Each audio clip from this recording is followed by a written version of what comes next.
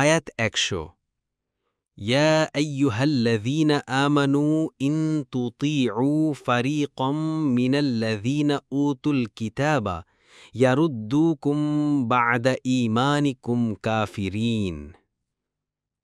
অনুবাদ: হে মুমিনগণ, যাদেরকে কিতাব দেয়া হয়েছে, তোমরা যদি তাদের দলবিশেষের আনুগত্য করো, তবে তারা তোমাদেরকে ঈমান আনার পর আবার কাফের বানিয়ে ছাড়বে। তাফসির ১ নং ফুটনোটের বিবরণ। এই আয়াতে আল্লাহ তাআলা মুমিনদেরকে সাবধান করছেন যে তারা যেন আহলে কিতাব তথা ইয়াহুদী ও নাসারাদের আনুগত্য না করে, কেননা তারা মুমিনদেরকে আল্লাহ তাআলা যে নবী ও কিতাবের নেয়ামত প্রদান করেছেন সেটার হিংসায় জ্বলে যাচ্ছে, কারণ তাদের অনুসরণ করলে তারা মুমিনদেরকে কাফের বানিয়ে ছাড়বে। অন্য আয়াতেও আল্লাহ তাআলা সেটা ঘোষণা করেছেন, যেমন কিতাবীদের অনেকেই চায় যদি তারা তোমাদেরকে তোমাদের ঈমান আনার পর কাফের রূপে ফিরিয়ে নিতে পারত।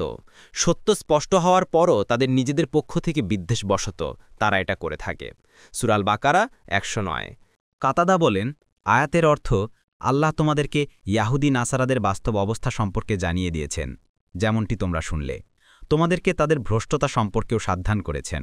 সুতরাং তোমরা কোনোভাবেই তোমাদের দিনের ব্যাপারে নিরাপদ ভেব না, আর তোমাদের জানের ব্যাপারেও কল্যাণকামী মনে করো না। প্রকৃতপক্ষেই তারা পথভ্রষ্ট, হিংসুটে শত্রু।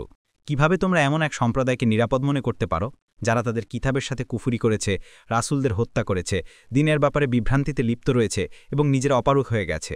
আল্লাহর শপথ, এরা নিঃসন্দেহে অবিশ্বাস্য ও শত্রু। তাবারি।